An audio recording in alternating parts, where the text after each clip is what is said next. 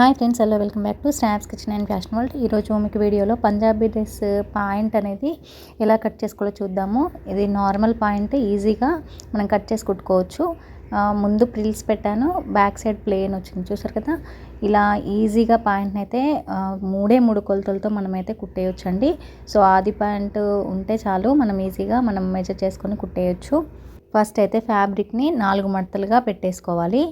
Openings వచ్చేసి అవతల వైపు ఉండాలి, క్లోజింగ్ వచ్చేసి మన వైపు ఉండేలాగా పెట్టేసుకోండి. వీడియోలో చూపిస్తున్నట్టుగా ఫోల్డింగ్ పెట్టుకున్నట్లయితే ఈ కట్టింగ్ అనేది ఈజీగా అయిపోతుంది.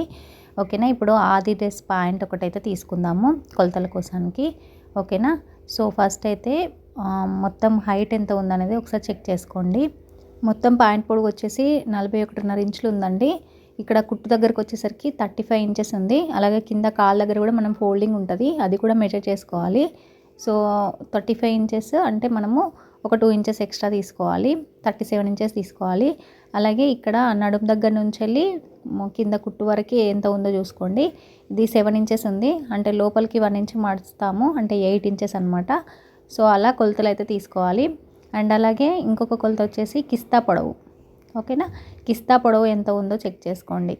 టోటల్గా కిస్తా పొడవు ఎంత ఉంది, అలాగే అందులో మనం 7 ఇంచెస్ తీసేసి ఈ కింద కిస్తా ఎంత తీసుకోవాలో కూడా చూసుకోండి.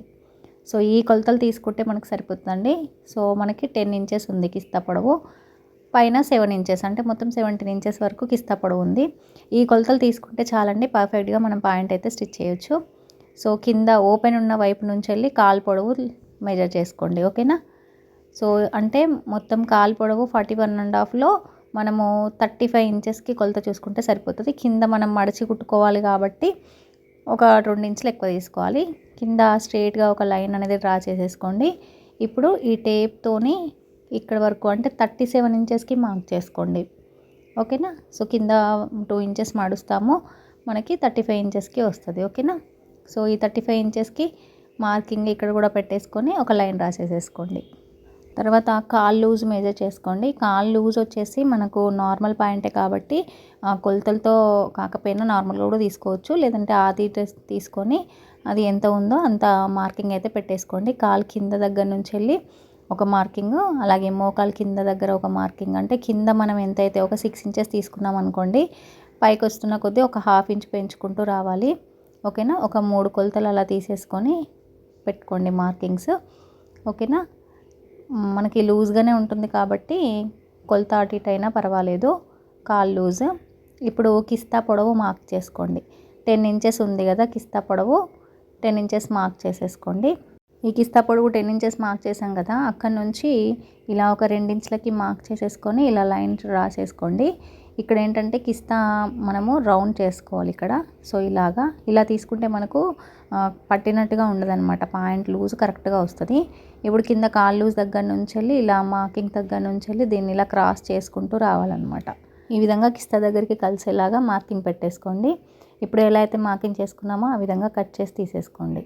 ఈ కాలు భాగం కట్ చేసుకున్న తర్వాత మిగిలిన క్లాత్ ఉంది కదా, దాంట్లో నడుము పార్ట్ కట్ చేసుకుందాము. ఇప్పుడు కొలత కోసం తీసుకున్న పాయింట్ ఉంది కదా, దాన్ని ఇలా 4 మడతలుగా పెట్టేసుకొని మెజర్ చేసుకోండి. ఇలా చూసుకుంటే మనకి 11.5 ఇంచ్ వరకు ఉంది. ఓకేనా. ఇది కూడా క్లాత్ని 4 మడతలుగా వేసేసుకోండి. ఇలా 4 ఫోల్డింగ్లో పెట్టుకున్న తర్వాత ఇప్పుడు పొడవు మెజర్ చేసుకోండి. 11.5 ఇంచెస్ ఉంది కదా, ఖర్చులతో ఇంకొక 1 ఇంచ్ యాడ్ చేసుకోండి, అంటే 12.5 ఇంచ్కి మార్క్ చేసుకుంటున్నాను. మనకు కుట్టడానికి క్లాత్ కావాలి కదా, అందుకని. ఓకేనా. 12 ఇంచెస్కి మార్క్ చేసేసుకోండి. ఇక్కడ పొడవు వచ్చేసి 8 ఇంచెస్కి మార్క్ చేసుకోండి. ఓకేనా.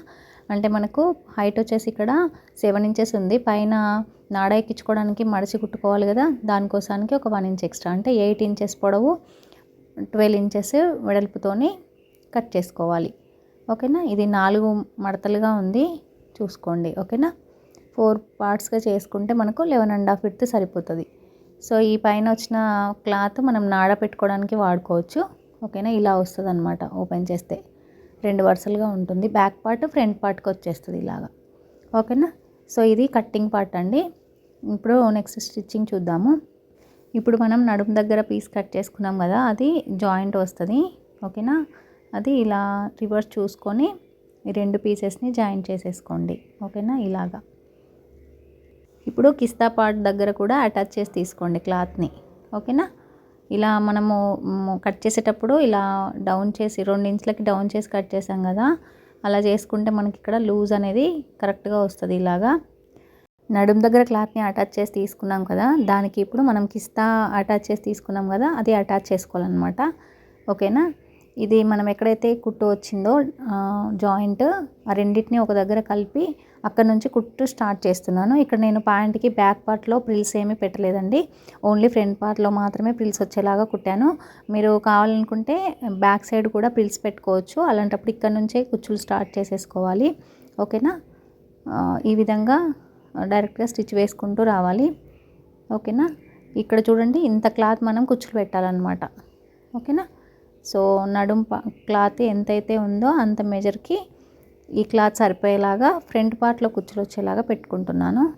సో ఓకేనా. ఒకసారి ఇలా చూసుకొని ఎక్కడి నుంచి ప్రిల్స్ పెడితే మనకు క్లాత్ సరిపోతుంది అనేది ఒకసారి చూసుకోండి. ఇలా చిన్న చిన్నగా ప్రిల్స్ అయితే పెట్టేసుకోండి. ఇది ఫ్రంట్ పార్ట్లో వస్తాయి.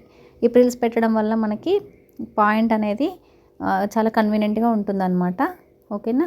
సో పంజాబీ డ్రెస్కి అయితే ఇలా పాయింట్ మనకి కరెక్ట్గా సెట్ అవుతుంది.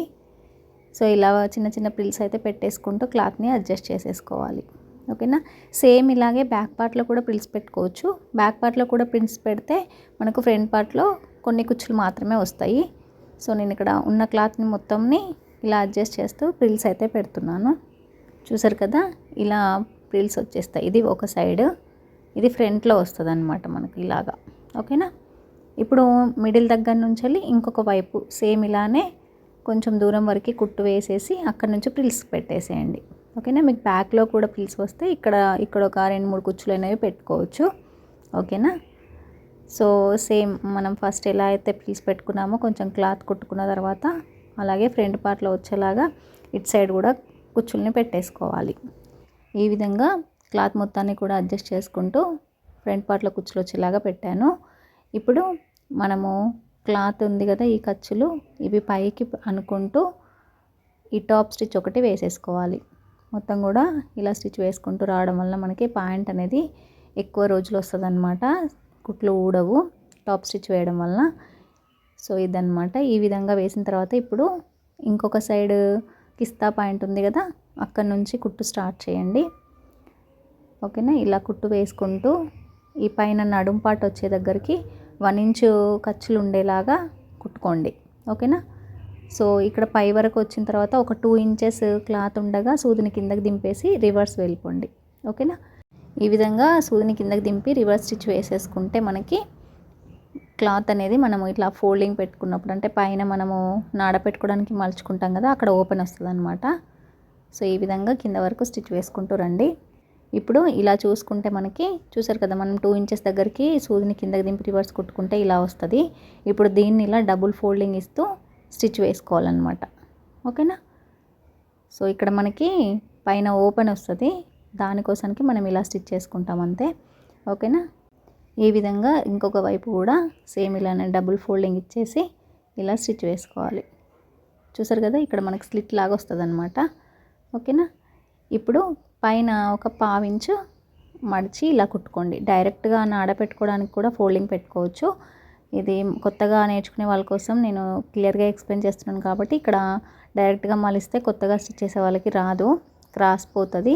అందుకని ఇక్కడ పైన ఇలా ఒక 1/2 ఇంచు మడిచేసి ఇలా కుట్టేసుకోండి. ఈ విధంగా పైన 1/2 ఇంచు మడిచి కుట్టుకున్న తర్వాత ఇప్పుడు నాడ ఎక్కించుకోవడానికి ఒక 1 ఇంచు విడుతుండేలాగా ఇలా మడిచి ఇలా కుట్టుకోండి. సో ఇది మనకు నాడ ఎక్కించుకోవడానికి లూప్ అనమాట. సో ఈ విధంగా మొత్తం కూడా కుట్టేసుకుంటే మనకు ఇలా వచ్చేస్తుంది. చూసారు కదా, ఇది అనమాట.